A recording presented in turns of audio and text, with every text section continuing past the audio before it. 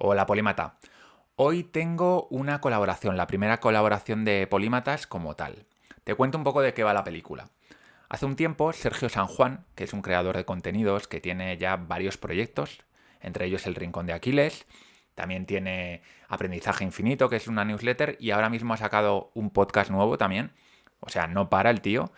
Y lo que hizo fue proponerme un intercambio. Yo escribía para su newsletter y él escribía para Polímatas. Me pareció muy buena idea porque conozco a Sergio y la verdad es que es un escritor magnífico. Pero luego dije, oye, ¿y por qué no complementamos ese artículo que vas a escribir en Polímatas con una charla sobre Nassim Taleb, que es sobre lo que va a escribir en Polímatas? Le pareció estupendo y dije, pues mira, vamos a ello.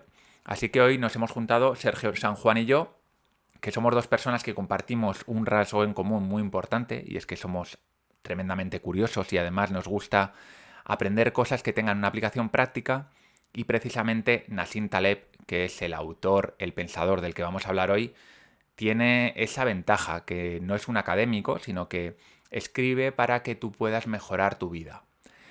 No estoy de acuerdo en todas sus ideas, pero en general me parece uno de esos pensadores que tiene ideas realmente interesantes. Así que sin más, espero que te quedes con nosotros. Estaremos charlando aproximadamente una hora sobre las ideas del polémico Nassim Taleb. Esto es Polímatas. Conocimiento, razón y aprendizaje. ¿Qué tal, Sergio? ¿Cómo estás? Pues muy contento de estar aquí, Val. ¿Tú qué tal? Estupendamente. La verdad es que cuando me propusiste la idea de colaborar y hablar sobre Nassim Taleb, pues ya sabes que sabías dónde me tenías que picar, ¿eh? Porque Sí, es un autor que para bien o para mal, ya sabes que no le compro todo el pescado, ¿no? Pero que me gusta mucho, me parece un autor muy valiente. Me gustan los autores que no tienen problemas en mostrar sus ideas y defenderlas, aunque eso a veces les convierta en un poco tiránicos e inflexibles. sí. Pero bueno, yo también en esta colaboración que hemos hecho, que ya lo contaba en la entradilla, yo también voy a escribir en tu newsletter sobre Steven Pinker, que es otro autor que con un estilo completamente diferente también es Sí. un firme defensor de sus ideas, ¿no? Así que yo creo que lo primero de todo es para, si hay algún oyente que todavía no sabe quién es Nassim Taleb, que le contemos un poco de qué va y también por qué me lo has propuesto, ¿no? Porque obviamente si me lo has propuesto es porque es un autor que a ti personalmente te llega. Total. Pues bueno, Taleb, como tú has dicho, es bastante polémico. Yo le definiría como un filósofo, porque al final es una persona que intenta abarcar todo el conocimiento y no tiene un tema concreto, aunque luego podemos hablar un poco de en qué temas se centra o de qué temas habla. ¿Y por qué hablar de Taleb? Bueno, yo podría decir que Taleb me ha cambiado la vida a nivel de cómo veo la vida y las ideas de, sí, de cómo enfrentarme yo al mundo, porque al final todos tenemos que enfrentarnos al mundo, tomar decisiones, eh, decidir cosas en nuestra vida, y Taleb ha sido ese autor que más ayuda o que mejores ideas me ha dado para manejarme en el mundo en el que vivimos. Mm. Para el que no lo sepa, Taleb es un académico, por un lado, pero también es un inversor. Es un Sí, inversor en productos financieros, además de derivados y cosas así. No es exactamente lo que hace trading. Es decir, no es un inversor al estilo Warren Buffett de inversor en valor a largo plazo, sino que es más bien un oportunista, ¿no? sí. ¿Cómo crees que influye esta faceta suya de inversor y de persona que está, digamos, en el mundo real y no solo en el académico en su pensamiento? Pues a mí personalmente, y esto yo creo que depende del criterio de las personas, para mí le da más credibilidad a sus ideas, porque al final es alguien que las ha puesto en práctica. Mm. Y es cierto que, bueno, luego entraremos ya, la teoría yo creo que es importante y Taleb a veces como que le echa demasiada tierra encima, y hay en algunas disciplinas que yo creo que es muy necesaria, pero a la hora de, por ejemplo, gestionar el riesgo o la incertidumbre, que es un tema del que habla mucho Taleb, creo que ponerlo en práctica es lo que realmente pues, hace de ese tema útil, porque Mm. Taleb critica mucho a los académicos y, por responder a tu pregunta, creo que le da más valor, o al menos como yo lo veo, el que sea un hombre que ha puesto en práctica sus ideas. Vale, para el que no lo sepa, vamos a ir contando un poco a la gente, primero por encima y luego si quieres podemos profundizar ya más en sus ideas, porque tú has escrito en Polímatas un artículo que tenéis que leer, porque al final, por mucho que escuchéis la charla, en el artículo Sergio entra en profundidad en cada una de las ideas, con ejemplos, y está muy bien, realmente es un artículo muy Gracias. completo. Muy completo y sobre todo porque si no quieres leerte las los 4 o 5 tochos que tiene Taleb, pues esta es una manera de por lo menos tocar las ideas por encima, ¿vale? Eso es. ¿Y cuáles son, de todas las ideas que tú has extraído de sus libros, cuáles dirías que son las más importantes? Vale, pues si quieres, luego te preguntaré a ti, pero para mí la clave, una de las claves por la que Taleb se hizo conocido es la idea de cisne negro, que al Ujú. final no es otra cosa que es un suceso extremo que no preveíamos, o sea, que no era esperado dentro de nuestras expectativas y que tiene unas consecuencias grandes. Por ejemplo, un cisne negro podría ser para mucha gente la pandemia. ¿Por qué? Porque no estaba en sus expectativas, no se la esperaban, ha tenido un gran impacto y sobre todo la tercera característica del cisne negro es que a posteriori nos inventamos una historia, Mm, pensando que sabíamos que iba a pasar una pandemia, porque realmente como que le damos coherencia mirando hacia atrás. Para ti, ¿cuál es la idea más importante mm. de Taleb? Que también me interesa. Pues mira, mis dos libros favoritos de Taleb son El Cisne Negro, que yo creo que fue el primero que leí, y en ese momento me sorprendió muchísimo. Fíjate que luego lo piensas y es una idea muy sencilla, ¿no? Y que debería ser como muy obvia. Y como todas las grandes ideas, pues son muy obvias y sencillas, pero muchas veces no las vemos. Es como, están ahí, pero no las acabamos de ver, no las conceptualizamos y por lo tanto no las usamos, ¿no? Que esto tiene mucho que ver también con qué es el conocimiento, ¿no? Si tú eres capaz de reconocer un cisne negro, no significa que conozcas la idea de cisne negro, sino que para conocerlo en profundidad es porque eres capaz de utilizar esa idea para tu vida, para tus proyectos, todo esto, ¿no? Entonces, a mí la idea de Cisne Negro me gusta mucho porque rompe un poco con esta dinámica a los que nos gusta la estadística de trabajar con campanas de Gauss, ¿no? Donde hay una media y los casos que se salen de la media, pues se salen pero no demasiado y por lo tanto puedes hacer unas predicciones aproximadas sobre qué te vas a encontrar en el mundo, ¿no? Por ejemplo, el ejemplo que tú pones en el artículo de la altura de las personas. Hay un señor que mide 60 centímetros y hay otro que mide 2,5 metros, el más bajito y el Sí, más alto del mundo. Pero aunque tengan una diferencia de altura brutal, no deja de ser una diferencia de, pues eso, de 2 metros. Es muy poco, ¿no?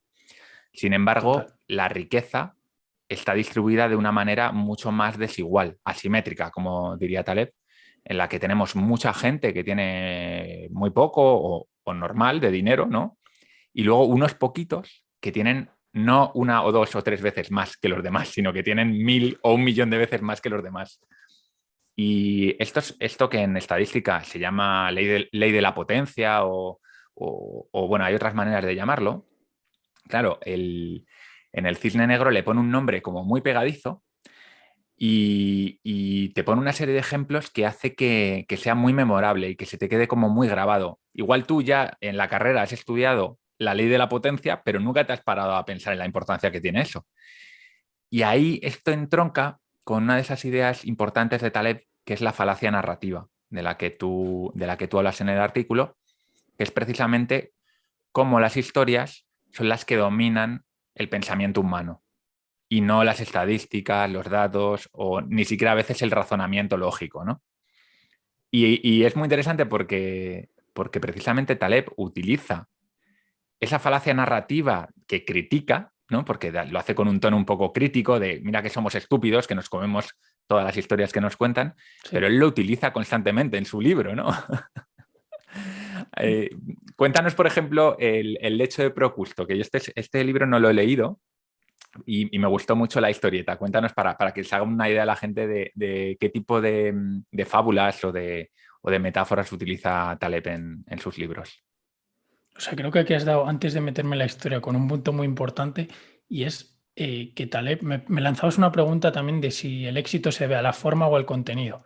Y reflexionando al principio, cuando te gusta un autor, quieres pensar que sus ideas son únicas, pero luego le das una vuelta y dices, vale, las ideas de Taleb realmente, o sea, son ideas que ha ido recogiendo y como tú dices, la rodea de unas narrativas tan buenas y de unas historias tan buenas que es que se te pegan a la cabeza y lo que tú decías, ¿no? Tienes esa abstracción o esa idea que puedes emplear en otros sitios, pero por una historia que te ha contado Taleb. Pues a eso creo que es muy complicado de conseguir y como divulgadores, ¿no? Los dos, que creo que es un poco el reto, ¿no? El que la gente, al final aprendemos por contexto, ¿no? Contextualizando con historias, por eso Taleb dice que las historias es la mejor forma de aprender, pero también Taleb consigue que esa abstracción o ese modelo mental se te quede en la cabeza.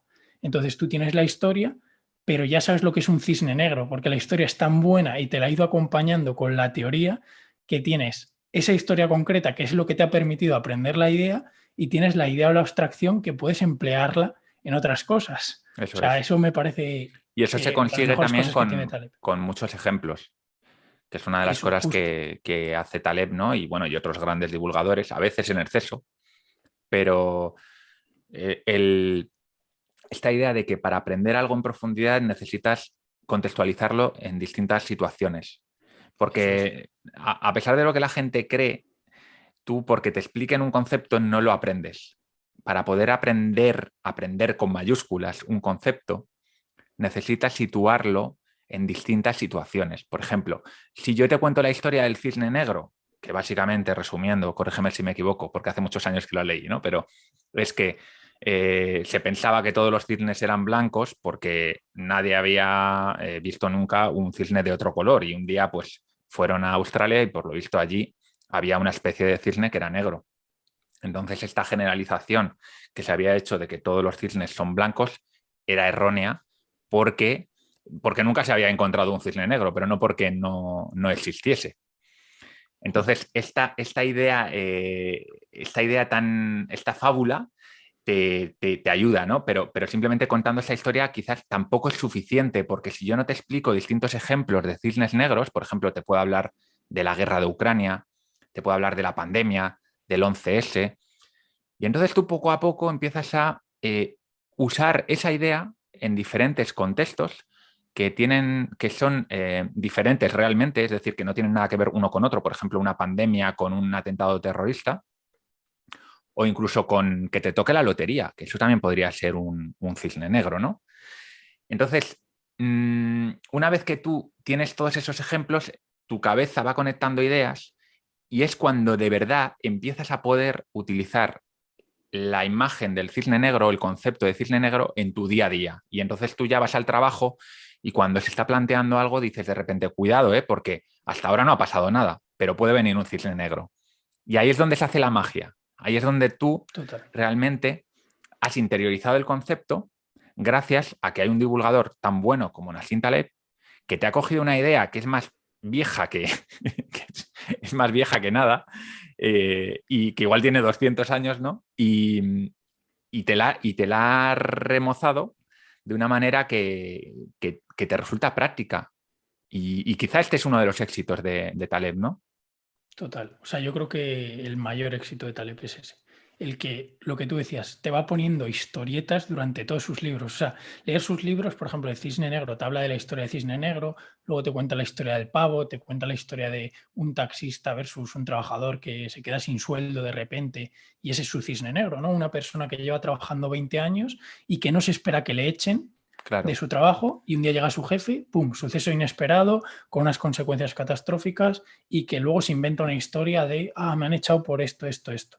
Y te va acompañando esos ejemplos con la teoría de detrás, que no es una gran teoría, pero que Taleb te la acompaña y luego también, si quieres profundizar, tiene esa parte técnica, esa parte estadística, pero yo creo que el éxito de Taleb es justo el que has dicho, ¿vale? O sea, el darle un envoltorio súper bueno, obviamente conectar todas las ideas, que tampoco es moco de pavo, no vamos a Mm. decir ahora que Taleb solo ha hecho historias alrededor, sino conectar toda una teoría del conocimiento, de cómo ver el mundo, articularla y sobre todo darle la forma de historias, para que, por ejemplo, un chaval como yo pueda entender la idea de cisne negro, que a lo mejor antes no era accesible para casi nadie.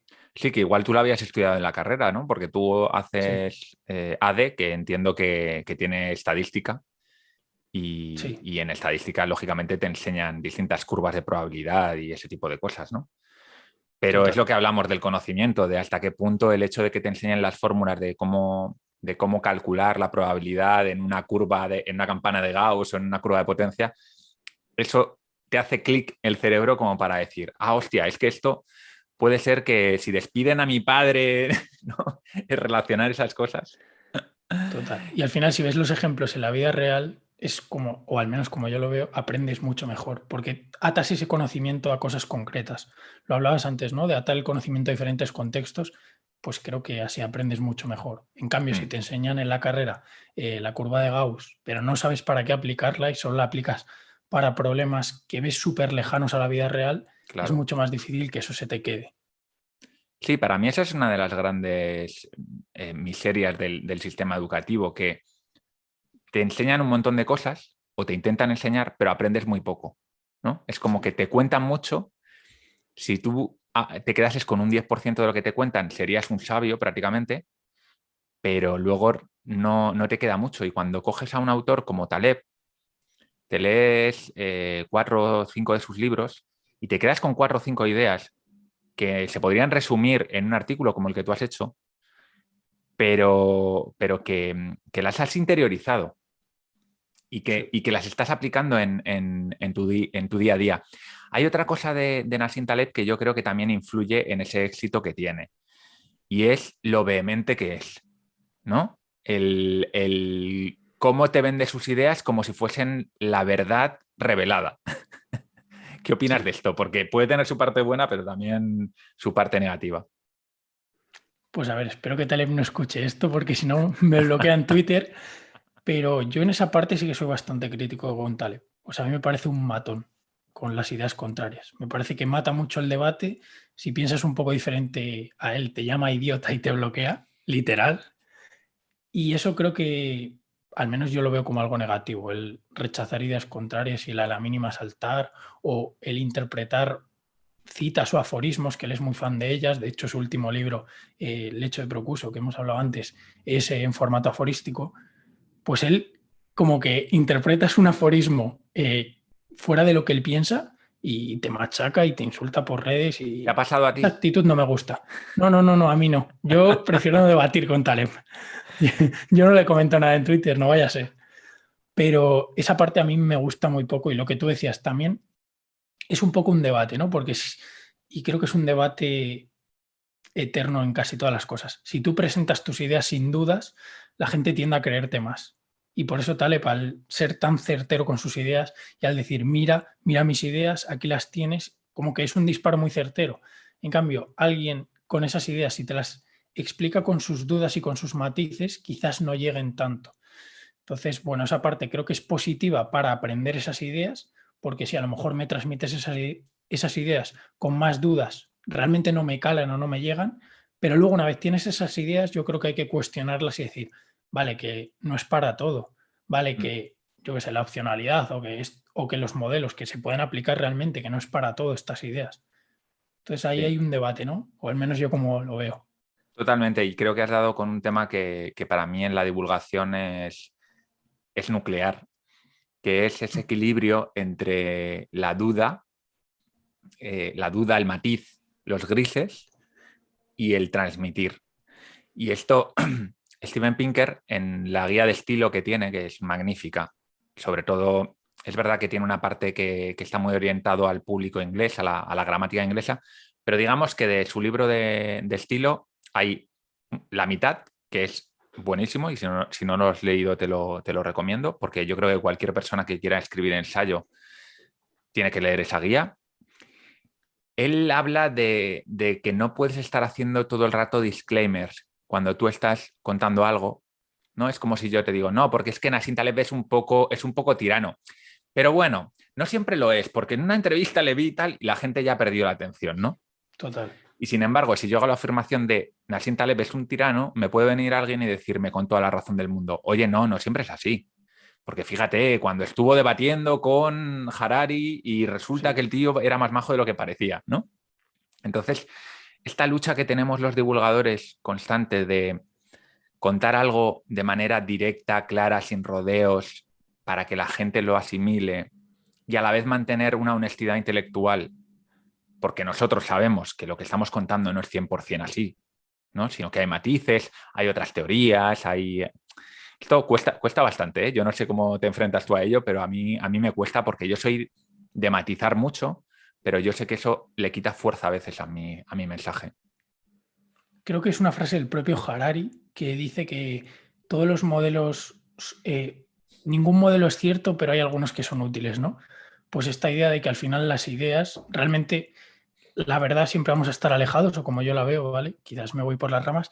Entonces tú vas a tener que sacrificar cierta precisión para buscar claridad. O sea, es como un debate entre claridad y precisión. Por ejemplo, hablábamos de Feynman, que los dos le conocemos y es un genio, y el tío usaba mucho las metáforas y a lo mejor perdía muchísima precisión, pero te hacía llegar las ideas de una forma y Taleb creo que consigue lo mismo.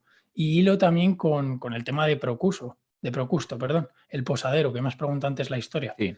Pues al final es que cortamos los detalles para encajar y para que la gente capte la esencia, ¿no? Cuéntanos la La historia, historia está... cuéntanosla. Que... Venga, la cuento rápido. Al final Procusto es un posadero y lo que hace es cuando la gente viene a su posada, ¿no? A dormir, él tiene una cama un poco peculiar, ¿no? Tiene una cama con unas medidas y esas son las medidas. Y si eres más alto que esas medidas, pues el tío te corta la cabeza y te corta los pies para que encajes. Y si eres más pequeño que esas medidas, pues te estira de las piernas y de los brazos para que encajes. Y Taleb hace esta metáfora, ¿no? Con lo que hacemos a veces con los modelos, que realmente tenemos un modelo, yo por ejemplo lo he visto muchísimo en economía, sobre todo en macro, e intentas adaptar esa realidad al modelo. Y a veces, y a veces la realidad es demasiado compleja y te cargas demasiados detalles y ese modelo ni siquiera es útil, porque realmente te está enseñando una interpretación muy distorsionada de la realidad. Entonces ese debate yo creo que se traslada muy bien a esa idea, ¿no? De que al final buscamos modelizar todo. ¿Por qué? Porque en nuestra cabeza no encaja lo abstracto, nos cuesta mucho lo que no tiene coherencia, ¿no? Me estoy yendo por las ramas, pero este fenómeno No, de no, no. disonancia cognitiva de Festinger, ¿no? Que al final necesitamos coherencia, necesitamos consistencia, porque llevamos muy mal el tener ideas dispersas que no conecten. Y eso es lo que nos lleva a veces a simplificar y a eliminar. Y lo primero que eliminamos son esos sucesos raros que tal es lo que él llama cisnes negros, que luego realmente nos pillan desprevenidos y, y se acabó la Y fiesta. claro, y la clave del cisne negro, por lo que es tan importante que no lo hemos mencionado, porque el cisne negro realmente esa metáfora no es tan buena, porque el que tú veas un cisne negro no es tan importante, simplemente es, vale, pues tú pensabas que, pero luego resulta que no era así. Perfecto. Pero el cisne negro es más importante por otro motivo, porque cambia las cosas, porque según Taleb es mucho más importante que todo lo que ha ocurrido antes. Por poner un ejemplo, imagina que tienes una empresa y tú vas china-chana trabajando y año a año vas mejorando y vas haciendo pequeños cambios y vas incrementando tu facturación un 5 o 10% anual. Pero de repente, en el año 16, te surge una oportunidad de partnership con una gran multinacional. Y en 2 años multiplicas por 25 tus ingresos, ¿no? Este sería un cisne negro positivo.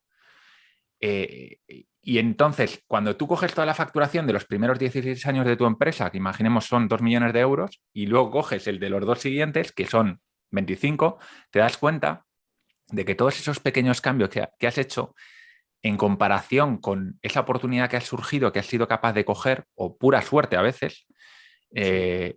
no era tan importante. Entonces, damos muchas veces importancia a pequeños detalles, pequeños ajustes, pequeñas optimizaciones, cuando según Taleb, lo que mueve el mundo, y aquí ya esto es una idea de Taleb que es muy cuestionable, ¿eh? Pero según Taleb, lo que mueve el mundo son los cisnes negros. Es la guerra de Ucrania, es la pandemia, es tal, no son esos pequeños cambios diarios que hay.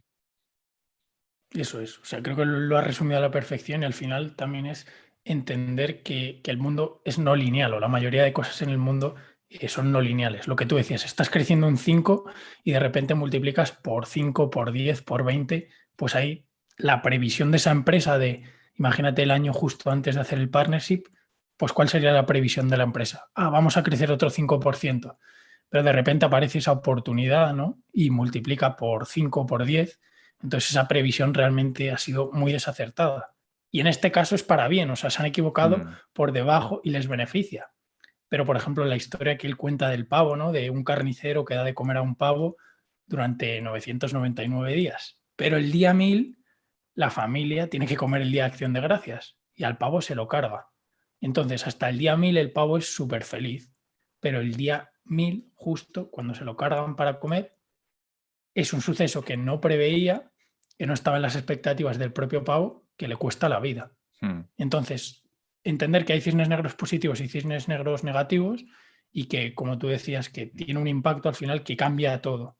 Pero esta yo creo que sí que es idea de Taleb y creo, yo por opinar, esto ya es pura opinión, creo que sería una mezcla, ¿no? O sea, creo que hay sucesos que dan pasos muy hacia adelante a la hora de la historia, pero también hay cambios graduales. O sea, yo me quedo con parte de los dos enfoques. Creo que el punto será un término medio entre los dos. Sí, porque si no te puede incluso llevar a pensar en, bueno, pues, ¿para qué voy a estar optimizando, ¿no? Mejorando cositas poco a poco, cuando en realidad lo que marca la diferencia son esos cisnes negros. Claro, la trampa aquí es que ese cisne negro igual pasa dentro de 50 años. Y entonces tu empresa que dura 25 años nunca lo ve, ¿no? Nunca surge esa oportunidad o ese desastre.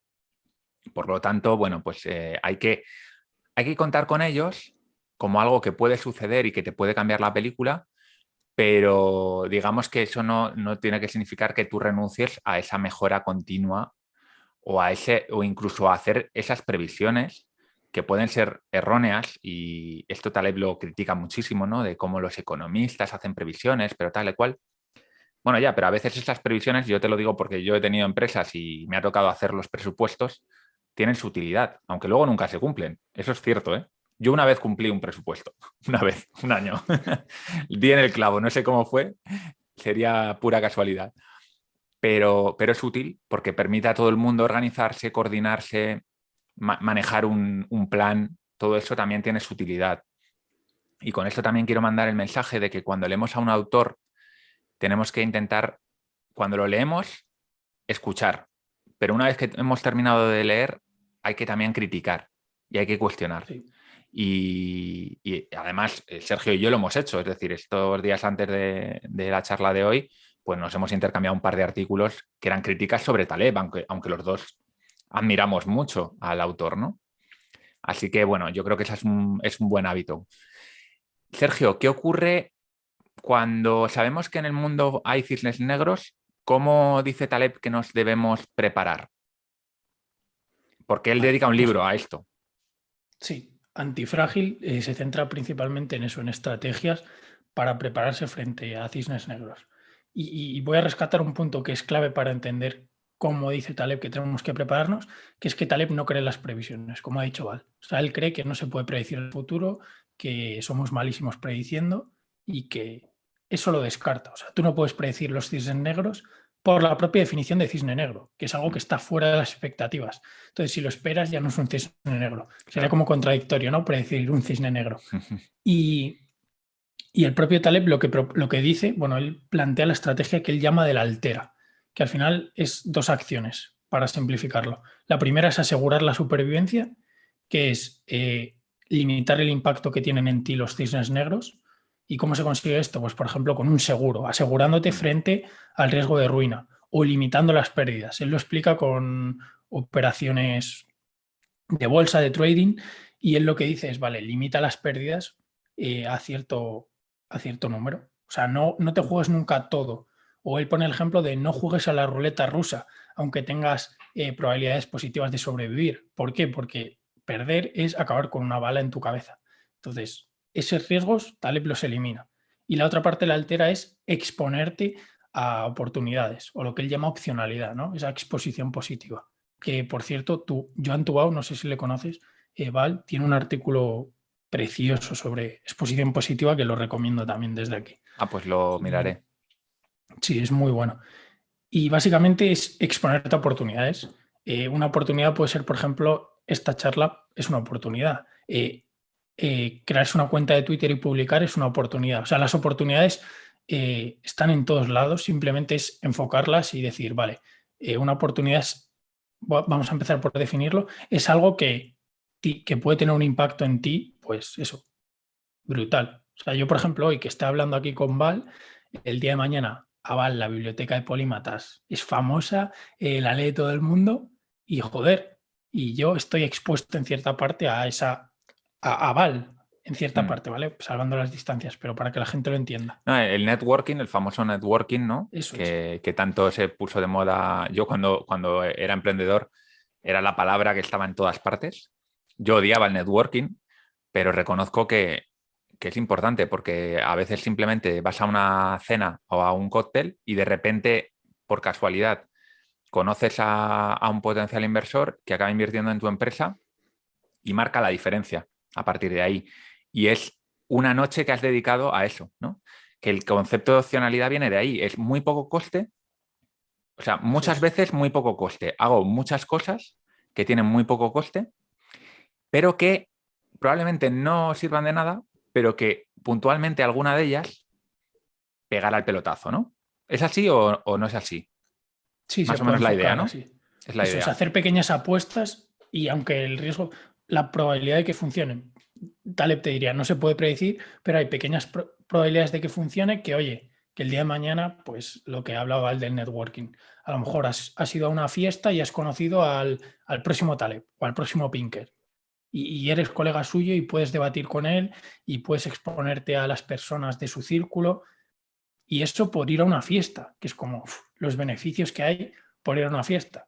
Que también decimos desde aquí, puedes ir a la fiesta y comerte un rosco, no conocer a nadie interesante y volverte a casa aburrido, Sí. que es lo que pasa la mayoría de veces. Pero esa probabilidad de conocer a alguien que cambie tu vida o incluso a la mujer de tu vida en una fiesta, quién sabe. Se Eso me es lo que dice ocurre, Taleb, te exponte a ello. se me ocurre otra idea también que yo siempre le digo a mi pareja y a mis amigos, que es cuando tienes un problema de salud, muchas veces la gente va al médico y el médico le dice, por ejemplo, oye, pues esto tienes que operarte o lo que sea, o tienes un problema crónico, nada, toma esta pastillita, tómatela todos los días y tú sales de ahí hundido en la miseria. Y yo siempre digo, cuesta tan poco coger y ir a 2, 3, 4, 5 médicos, da igual, págate 100 euros para ir a un privado si en la pública no te están resolviendo lo que haga falta, pero esos 100 euros, 200, 300, 400 euros, incluso para una persona que tiene un sueldo bajo, la importancia que puede tener, porque, y a mí me ha pasado, lo digo por experiencia propia, de que des con un médico que de repente te diga, oye, no necesitas operarte. Fíjate, con este tratamiento en 2 meses estás resuelto. Y de repente tu vida cambia, ¿no? Es un cisne negro positivo que has conseguido gracias a aumentar tu opcionalidad con un coste muy bajo. ¿Por qué crees que nos Total. cuesta tanto ver esta idea y ponerla en práctica? Pues yo creo que un poco por lo que hemos comentado, porque en la mayoría de fiestas te vas a aburrir. Al final las opciones, nosotros, bueno, y Taleb lo menciona en el libro, y yo con esa idea estoy bastante de acuerdo, pensamos de forma lineal. Pensamos de yo trabajo y me dan un sueldo. En cambio, por ejemplo, en proyectos así online como el nuestro, el Rincón de Aquiles o el tuyo, Val, la biblioteca, los resultados no son lineales. O sea, a lo mejor tú estás, hablamos antes, un lanzamiento, recibes un pico de facturación, pero luego es más estable y a lo mejor el día de mañana una entrevista tuya se viraliza y de repente tienes un impacto muy alto o muchos usuarios se dan de alta en la biblioteca Polímatas.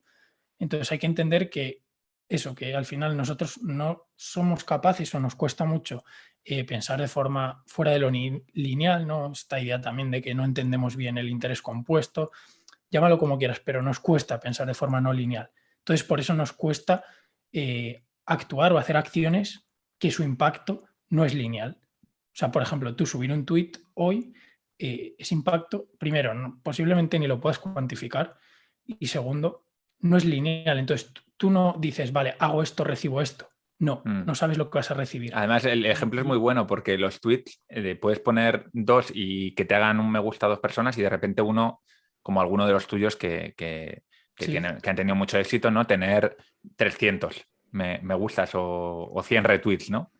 Y tú dices, ¿y eso por es. qué no? ¿Y por qué? Igual es puro azar, ¿no? Que esto es otro de los conceptos que maneja mucho Taleb, como el azar está en todas partes. Él define el azar, si no recuerdo mal, tú lo pones en el artículo, como aquello que no podemos predecir o no podemos calcular. Al final, entiendo que detrás de esa frase hay una idea de, oye, el mundo está determinado, en el fondo, si fuésemos dioses podríamos saber todo lo que va a ocurrir y no habría azar, pero como somos unos monos sin pelo, unos monos sin pelo, como diría Sergio Parra, pues la realidad es que la mayor parte de lo que ocurre a tu alrededor, para ti, ¿no? Desde tu punto de vista, es puro azar, pura casualidad. Cuando tú tuiteas algo, no sabes muy bien por qué ha tenido éxito o no. Hay unos motivos, pero para ti son ajenos. Entonces, lo único que puedes hacer es aumentar tu opcionalidad, como hace Sergio, yo no lo hago tan bien como él, que es, oye, todos los días el tío está al pie del cañón en Twitter. Y para mí hay otro motivo por el cual cuesta la opcionalidad, generar opcionalidad, y es nuestra falta de visión a largo plazo. Lo que le llaman los economistas, creo, el descuento hiperbólico o algo así, es el nombre técnico, que es básicamente que cuando hacen experimentos sobre lo que valora la gente el dinero a día de hoy o el dinero dentro de un año, vamos a poner, imaginemos 1.000 euros, ¿no? La gente prefiere tener 500 euros hoy que 1.000 euros dentro de un año. Y tú dices, eso es absurdo, racionalmente no tiene ningún sentido. Bueno, pues así es, ¿no? Y así vemos que el comportamiento humano en general, salvo honrosas excepciones, es muy cortoplacista. Y la opcionalidad requiere tener esa visión de largo plazo porque los cisnes negros no se dan todos los días. Eso es. O sea, creo que lo has resumido a la perfección. Creo que es otro problema por el que no actuamos con opcionalidad ahora pensándolo, y es el decir, nos cuesta muchísimo proyectarnos a largo plazo y sobre todo nos cuesta muchísimo renunciar al corto plazo. O sea, nos cuesta muchísimo sacrificar cosas en el corto.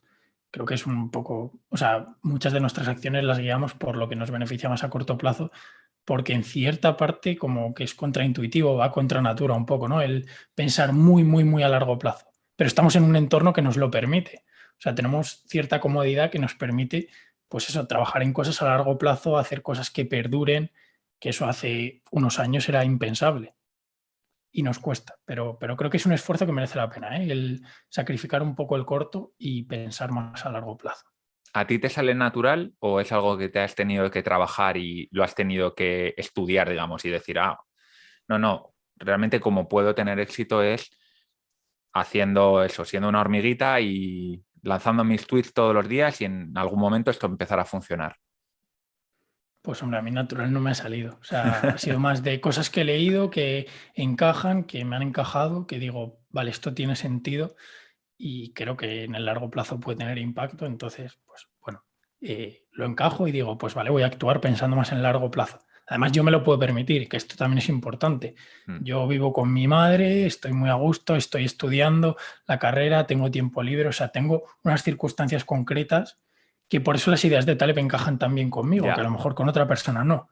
Que eso es un poco la crítica que te pasé a la opcionalidad, ¿no? De, oye, si tú quieres algo concreto, ¿para qué voy a estar comprando opciones? Te pongo el ejemplo, si tú tienes claro contigo, que te estoy usando mucho de ejemplo, pero porque creo que es útil. Si tú tienes claro que quieres dedicarte los próximos 3 años a la biblioteca polímata, ¿para qué vas a estar creando nuevos proyectos?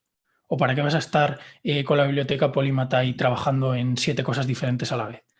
Yo que soy un chaval joven, tengo 21 años ahora y no tengo ni idea, pero ni idea de qué voy a hacer dentro de 5 años, pues lo que estoy haciendo es probar muchas cosas, recoger información y en función de cómo evolucionen las cosas, pues ya veré a qué me dedico, qué hago, pero intento no cerrarme puertas. Que ojo, que en el futuro tendré que cerrar algunas, ¿eh? ¿Eres consciente que me acabas de llamar viejo así por la...? No, no, no, no, no.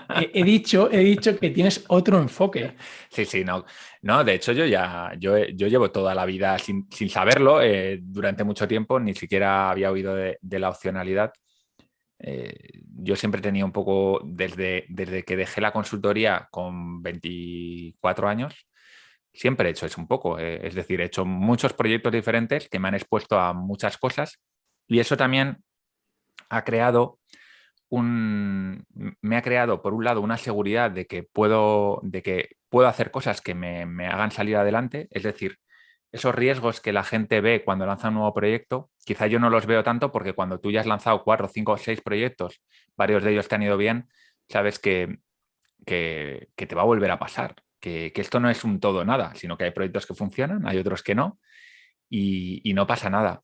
Y luego también es interesante, y esto lo conecto con esa idea tan de moda del libro de Range de David Epstein, de cuando tú trabajas tu opcionalidad, te expones a muchas experiencias y las experiencias te van dando un background, te van dando, digamos, un currículum, por decirlo de otro modo, que hace que aumente tu opcionalidad. Es decir, tu opcionalidad no es solo resultado de que tú estés haciendo networking, metiéndote en distintos proyectos, sino que al irte construyendo una gama de habilidades y de conocimientos, hace que el día de mañana, para casi cualquier cosa, tú ya tengas esas opciones, ¿no?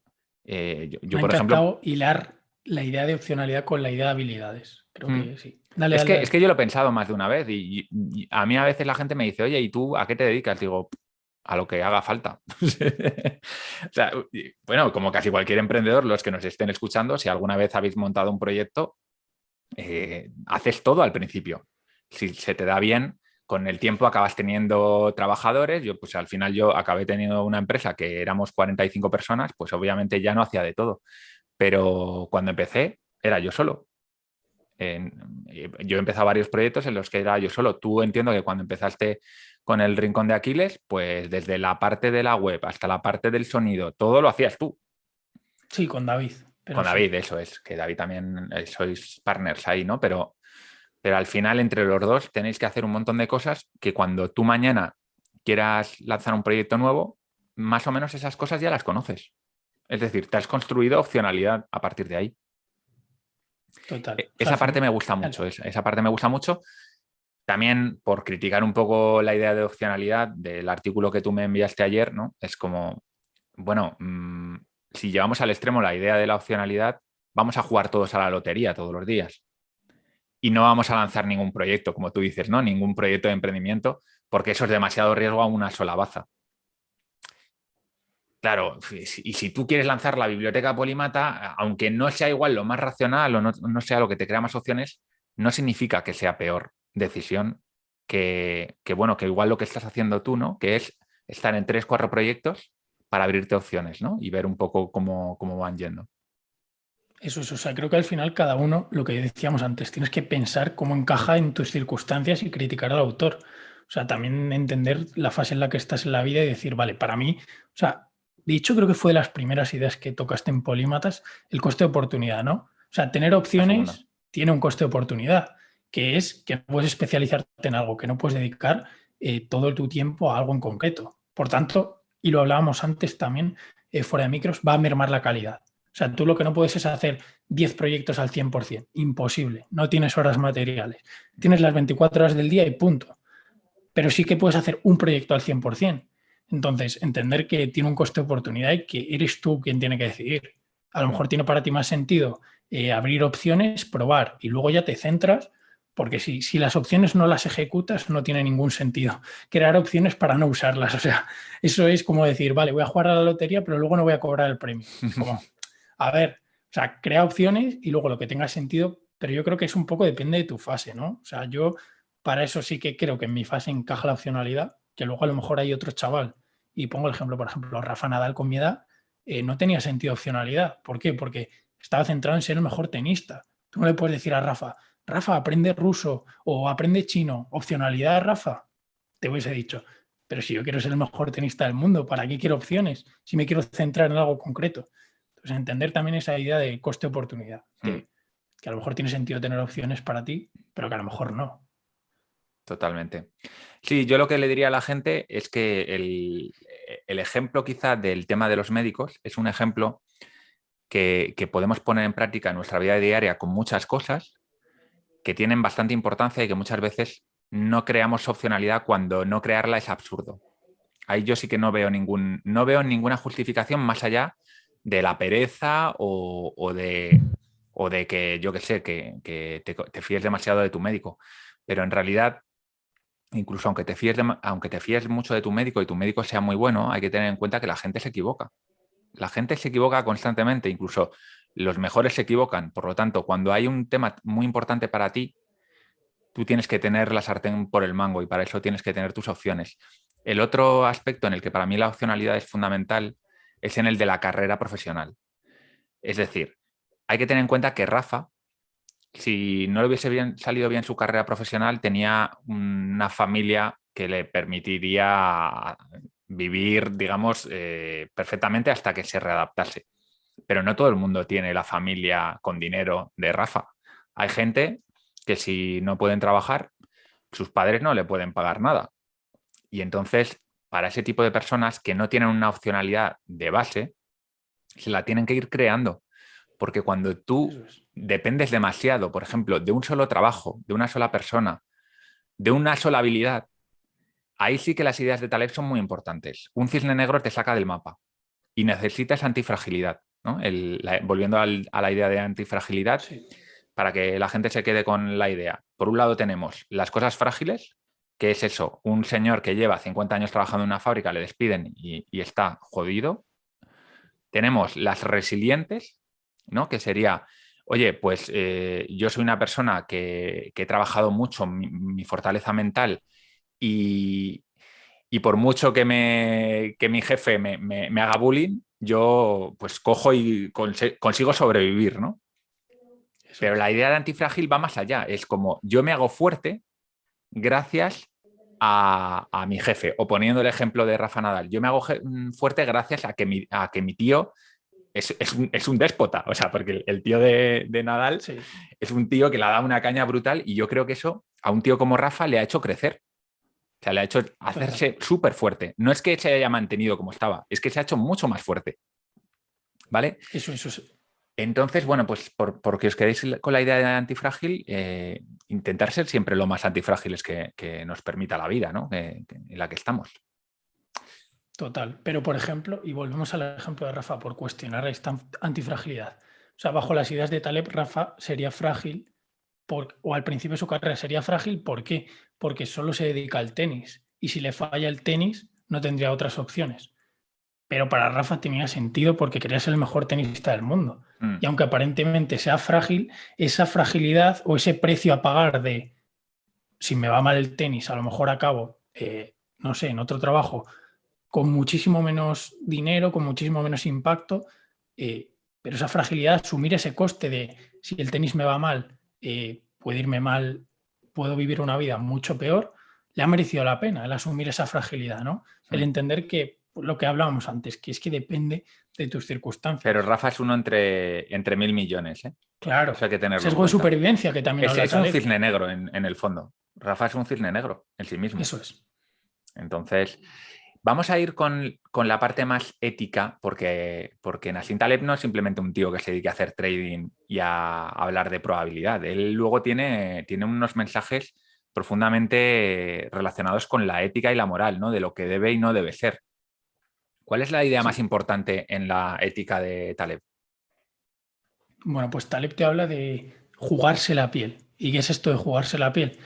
Taleb te habla de que tú tienes que asumir tanto las pérdidas como las ganancias de tus acciones. Mm, Y esta idea surge mucho como crítica a la sociedad actual. O sea, para Taleb se mete muchísimo con los políticos, se mete muchísimo con los banqueros. Bueno, ¿con quién no se mete Taleb? Acabaríamos antes. Que esta es la parte un poco que a mí personalmente menos me gusta de Taleb. Aunque también le da ese, bueno, le da ese aura, ¿no? Esa personalidad de autor.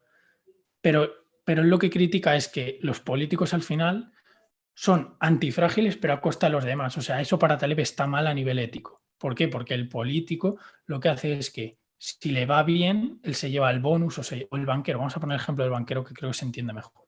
Si el banco va bien, él recibe sus bonus, recibe su paquete de acciones, aparte de su salario. Si va mal, sigue recibiendo su salario y el que no recibe el dinero son los clientes del banco.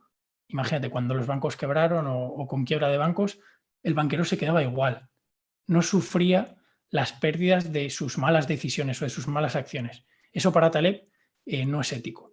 Para Taleb la ética es decir, asume tanto lo bueno como lo malo de tus acciones. O sea, que haya simetría.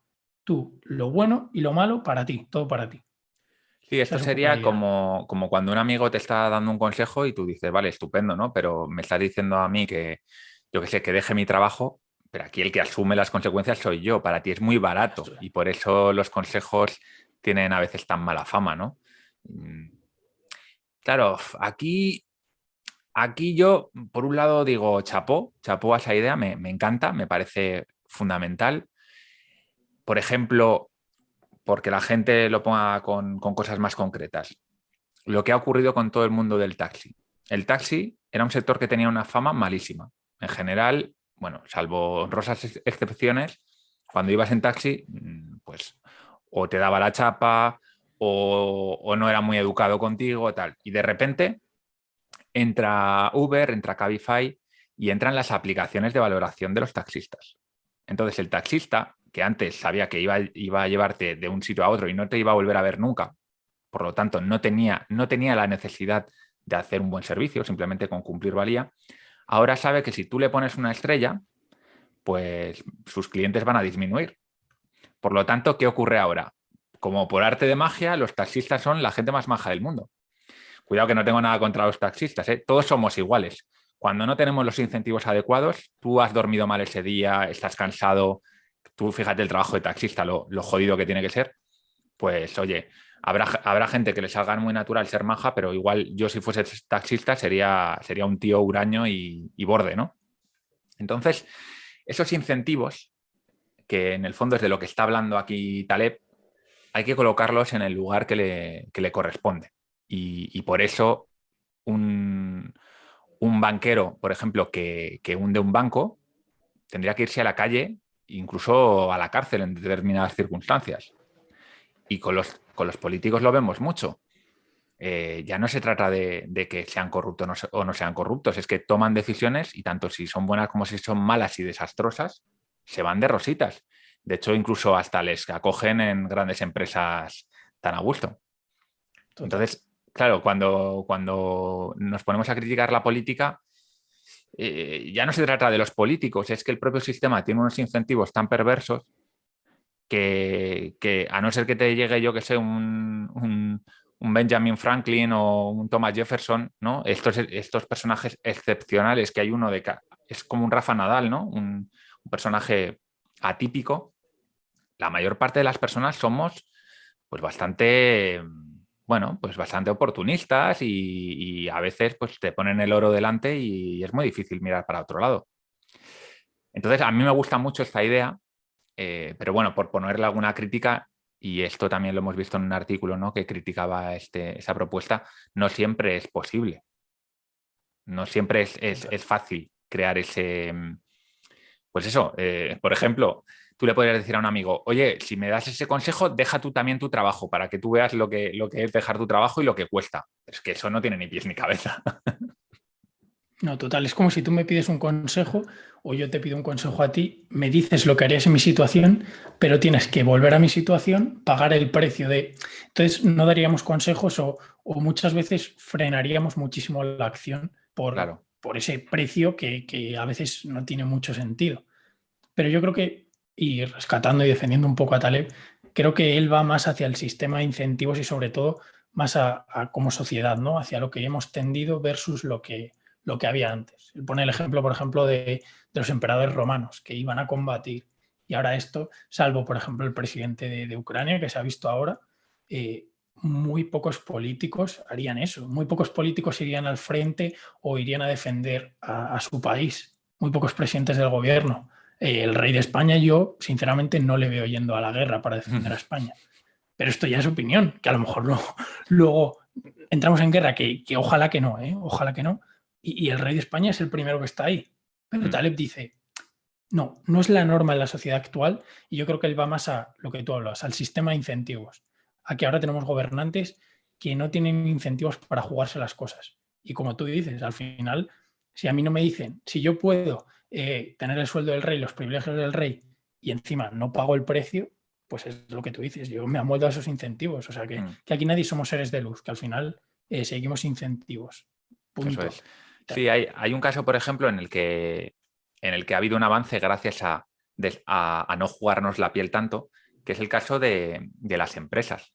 Antiguamente, tú montabas una empresa, por ejemplo, pedías un préstamo y no lo podías pagar porque te iba mal la empresa y te hundía para toda la vida. Se inventó la sociedad limitada y la sociedad anónima precisamente para que los empresarios pudiesen correr más riesgos. Aún así, el empresario se está jugando a la piel, ¿eh? Porque aunque tú caigas en quiebra y no tengas que pagar con tus bienes todo o estar el resto de tu vida pagando las deudas, obviamente te quedas en la mierda. O sea, pero bueno, en cierta manera también, por poner un contraejemplo, ¿no? Hay veces que crear una situación en la que no te juegues tanto la piel incentiva a que la gente haga cosas positivas, en este caso como crear riqueza y ese tipo de cosas. Sí, por ejemplo, las subvenciones a cierta parte de tecnología que todavía no está desarrollada fomentan esa asunción de riesgos y que la tecnología esté en una fase temprana, ¿no?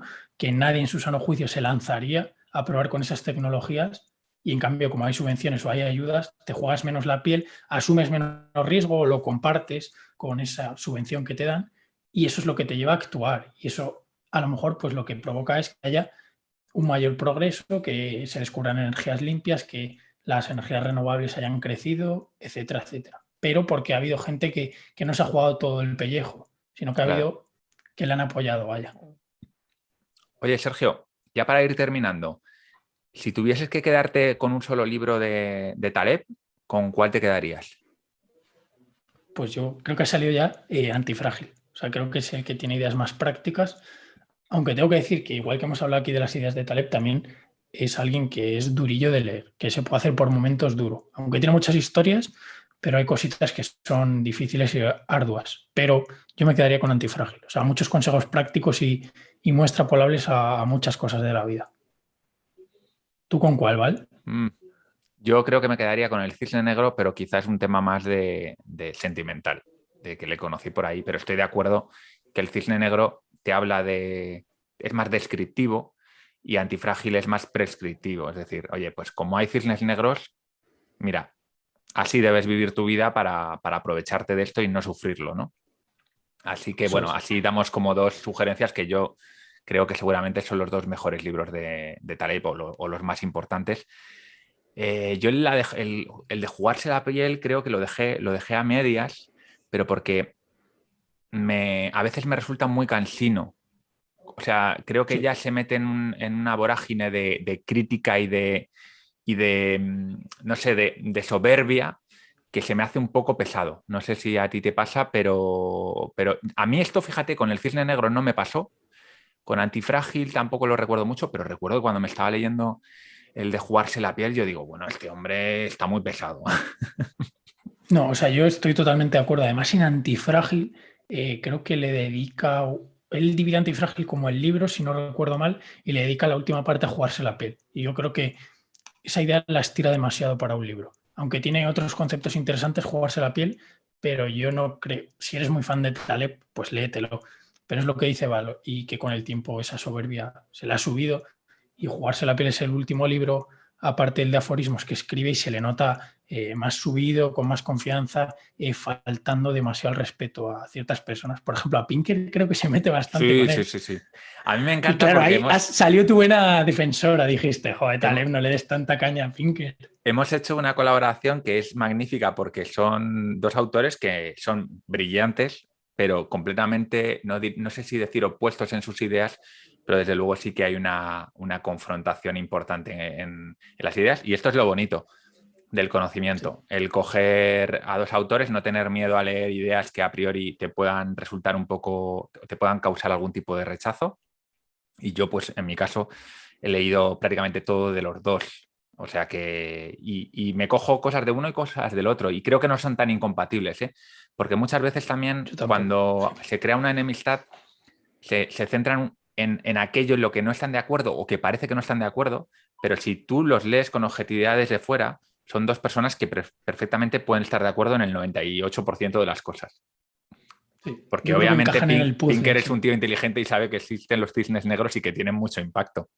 Pero lo que te dice es, oye, cuidado, que el resto de las cosas también importan, ¿no? Te hace ese recordatorio, ¿no? Así que bueno, Total, sí. pues no sé si quieres comentar alguna cosita más, Sergio, antes de cerrar. Nada, darte las gracias por abrirme tu casa, por ser el primero en probar este formato, ¿no? Analizando autores.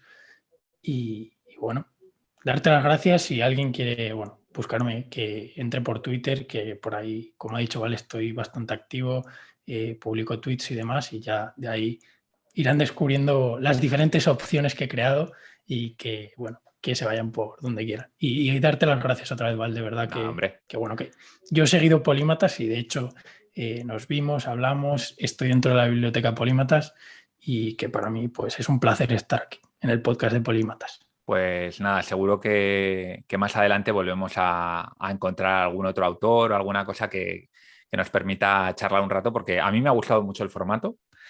Es un formato como mucho más relajado, ¿no? Quizá que las entrevistas que Sí. suelo hacer, que son más, bueno, que tienen un tempo más claro.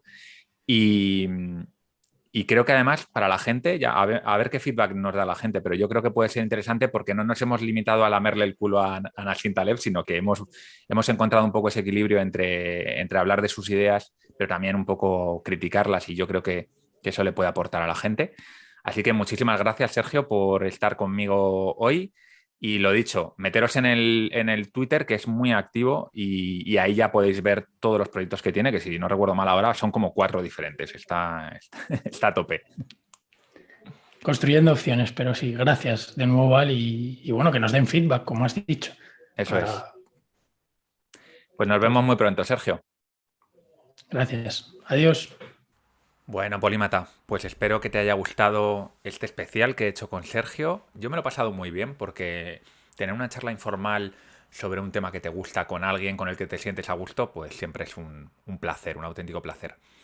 Y si vienes a través de Sergio y es la primera vez que escuchas un programa de Polímatas, me gustaría sugerirte que entres en polímatas.com con Y y que te vayas a ver el proyecto de la Biblioteca Polímata. El proyecto de la Biblioteca Polímata es, digamos, el proyecto de mi vida. Lo empecé como hace mes y medio y es una biblioteca de 50 libros, los 50 libros mejores para comprender el mundo. Vamos ahora mismo por el tercero, así que te sugiero que te apuntes y que te unas a un grupo de ya ciento y pico personas que estamos leyendo juntos, compartiendo. Ahí podrás ver resúmenes de los libros, reseñas que hago yo, recomendaciones relacionadas con la lectura y el aprendizaje, una comunidad de Telegram donde estamos todos y compartimos un montón de ideas interesantes. Bueno, pues lo dicho, anímate y apúntate. Sin más, me despido, soy Val Muñoz de Bustillo y esto ha sido Polímatas.